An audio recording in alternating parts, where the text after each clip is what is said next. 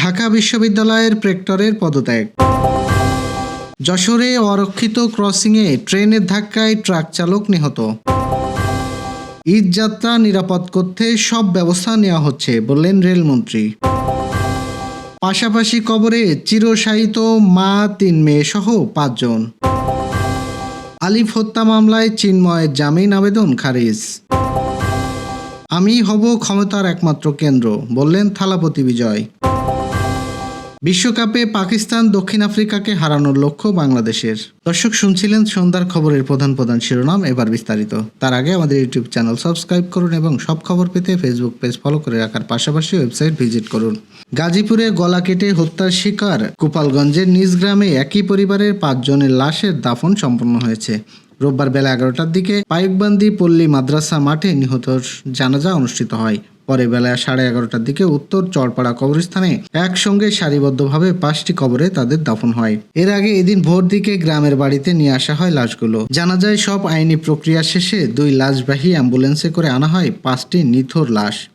রোববার ভোর 6টার দিকে পৌঁছায় গোপালগঞ্জ সদর উপজেলার পাইকগাছি ইউনিয়নের উত্তরপাড়া গ্রামের ফকির বাড়িতে। একে একে 5টি নিথর দেহ নামানো হয় অ্যাম্বুলেন্স থেকে। সে সময় পরিবার ও স্বজনদের আহাজারিতে ভারী হয়ে ওঠে আকাশ ও বাতাস। 6 মাস আগে যে বাড়ি উঠান পাশের বাগান খেলাধুলো করতে বেড়াতো 3 শিশু, সেই বাগানে মা আর মামার সঙ্গে করানো হচ্ছে শেষ গোসল। নিহতদের শেষবারের মতো দেখতে ফকির বাড়িতে ভিড় করে আত্মীয় স্বজন ও গ্রামবাসী। একই সঙ্গে একই পরিবারের 5 জনের নির্মম মৃত্যুর ঘটনায় আগে কখনো দেখেনি তারা, তাই কেউই চোখের পানি ধরে রাখতে পারেনি। অনেকে চিৎকার করে আর্তনাদ করছে। হৃদয়স্পর্শী এমন ঘটনা পুরো এলাকা জুড়ে নেমে এসেছে শোকের ছায়া। গোসল শেষে 11টার দিকে পাইকবন্দি পল্লীগাড়া মাদ্রাসা মাঠে নিহতদের জানাজা অনুষ্ঠিত হয়। এরপর বেলা 11:30টার দিকে উত্তর চরপাড়া কবরস্থানে একই সঙ্গে সারিবদ্ধভাবে 5টি কবরে দাফন করা হয় তাদের।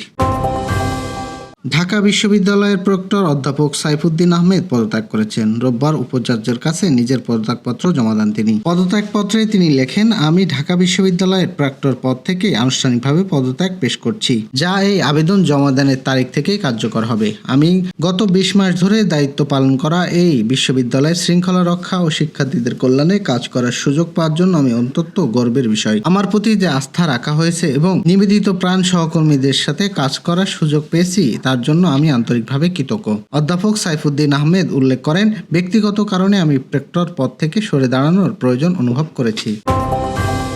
অরক্ষিত রেল ক্রসিং পার হওয়ার সময় ট্রেনের ধাক্কায় যশোর অভয়নগরের ট্রাক চালক নিহত হয়েছেন। এই ঘটনায় চালকের সহযোগী গুরুতর আহত হয়েছেন। রোববার দুপুরে উপজেলার মশুরহাটি গ্রামে আকিজ রিসোর্সের কয়লা ডিপোর সামনে যশোর খুলনা রেল লাইনের এই দুর্ঘটনা ঘটে। নিহত মনোয়ার হোসেন ঝিনাইদহের কালীগঞ্জ উপজেলার রায়গ্রামের ইউনিয়নের আড়পাড়া গ্রামের মোহাম্মদ আলীর ছেলে। আহত হেলফার একই ইউনিয়নের হাজিপুর মুন্দিয়া গ্রামের আব্দুর রহমানের ছেলে।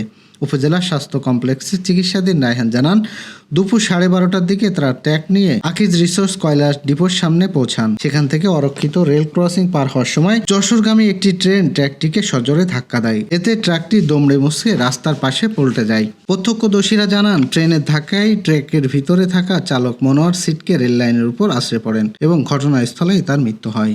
এই জায়গা থেকে লোড করবে এজন্য প্লেসমেন্ট করতেছিল। ট্রেন হর্ন দিছিল বারে শুনতে পাই নাই। ট্রেন তো আর দাঁড়ায় না, ট্রেনের মতো চলে আসলে ওই সামনে ঘাই লাগছে। ঘাই লাগলে গাড়িটা ঘুরে গেছে, ড্রাইভার পড়ে গেছে। পড়ে যাওয়ার পর ড্রাইভার জায়গায় মারা গেছে। আসন্ন ঈদযাত্রা নির্বিঘ্নে করতে নৌ ও রেলপথ সব ধরনের ব্যবস্থাপনা নিশ্চিত করা হচ্ছে বলে জানিয়েছেন সড়ক পরিবহন ও নৌ রেলপথ মন্ত্রী রবিউল আলম। একই সঙ্গে ঈদের আগে মদিন ও ফিটনেসবিহীন নৌযান চলাচল বন্ধ করতে নৌ পুলিশকে নির্দেশ দিয়েছে নৌ পরিবহন প্রতিমন্ত্রী রাজীব আহসান। রোববার সকালে রাজধানীর ইউনেস্কো রোডে লেডিস ক্লাবে নৌ নিরাপত্তা সপ্তাহের উদ্বোধন অনুষ্ঠানে যোগ দিয়ে তারা এসব কথা বলেন। অনুষ্ঠানে মন্ত্রী শেখ রবিউল আলম বলেন, নৌ সেক্টরকে এগিয়ে নিতে সংশ্লিষ্ট সব স্তরের কর্মকর্তা কর্মচারী মেধা, ধৈর্য ও ত্যাগকে কাজে লাগানোর বিকল্প নেই। প্রতিমন্ত্রী রাজীব হাসান বলেন, সচেতনতা ও দায়িত্বশীলতার মাধ্যমে নৌপথের দুর্ঘটনা শূন্যে নামিয়ে আনা সম্ভব। চট্টগ্রামে আইনজীবী আলিফ হত্যা মামলায় বাংলাদেশ সম্মিলিত সনাতন জাগরণ জোটের মুখপাত্র চিন্ময় কৃষ্ণ দাস ব্রহ্মচারীকে জামিন দেননি হাইকোর্ট। রোববার বিচারপতি এ কে এম জাহিদ সরোয়ার ও বিচারপতি আবু তাহেরের সমন্বিত গঠিত হাইকোর্ট বেঞ্চ তার জামিনের বিষয়ে জারি করা রুল খারিজ করে এই আদেশ দেন। তবে তার বিরুদ্ধে থাকা অন্য 4 মামলায় জামিনের বিষয়ে আদেশের জন্য আগামীকাল দিন ধার্য করেছে আদালত। আদালতে চিন্ময় কৃষ্ণ দাসের পক্ষে শুনানি করেছেন আইনজীবী অ্যাডভোকেট অপূর্ব কুমার ভট্টাচার্য। রাষ্ট্রপক্ষে শুনানিতে অংশ নেন deputy attorney general Laila Sharmin ও সহকারী অ্যাটর্নি জেনারেল মোহাম্মদ আলামিন। এর আগে হত্যা মামলা সহ পৃথক 5 মামলায় চিন্ময় কৃষ্ণ দাসের জামিন প্রশ্নের রুলের উপর শুনানি শেষ হয়। গত 1 সেপ্টেম্বর এ রুল জারি করেছিল হাইকোর্ট। তামিলনাড়ুর নতুন মুখ্যমন্ত্রী হিসাবে শপথ নেওয়ার পর প্রথম ভাষণে নিরপেক্ষতা ও সামাজিক ন্যায় বিচার ও স্বচ্ছ প্রশাসনের প্রতিশ্রুতি দিয়েছেন অভিনেতা থেকে রাজনীতিবিদ হওয়া থালাপতি বিজয়। রোববার চেন্নাইয়ে দেওয়া ভাষণে তিনি নিজেকে সাধারণ মানুষ হিসেবে তুলে ধরে বলেন, তৃণমূল থেকে উঠে আসা জনগণ আমাকে গ্রহণ করেছে। ভাষণে বিজয় বলেন, মানুষকে মিথ্যা প্রতিশ্রুতি দিয়ে বিভ্রান্ত করবেন না। সরকারের কাজের মূল্যায়নের জন্য জনগণের কাছ থেকে কিছুটা সময় চান 51 বয়সী এই অভিনেতা। একই সঙ্গে তিনি বলেন, আমি ছাড়া ক্ষমতার আর কোনো কেন্দ্র থাকবে না, আমি হব ক্ষমতার একমাত্র কেন্দ্র। রাজনৈতিক বিশ্লেষকদের মতে এই বক্তব্যের মাধ্যমে সরকার পরিচালনার নিজের পূর্ণ নিয়ন্ত্রণ ও জোট সঙ্গীদের চাপমুক্ত রাখার ইঙ্গিত দিয়েছেন বিজয়।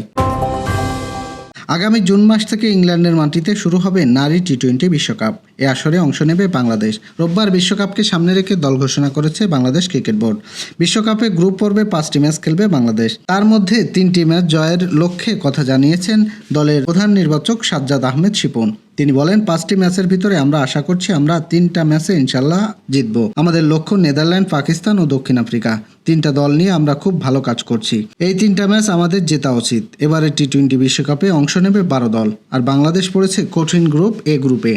গ্রুপ পর্বে টাইগার্সদের প্রতিপক্ষ হচ্ছে সর্বোচ্চ 6 বারের চ্যাম্পিয়ন অস্ট্রেলিয়া, ভারত, পাকিস্তান, দক্ষিণ আফ্রিকা ও নেদারল্যান্ডস।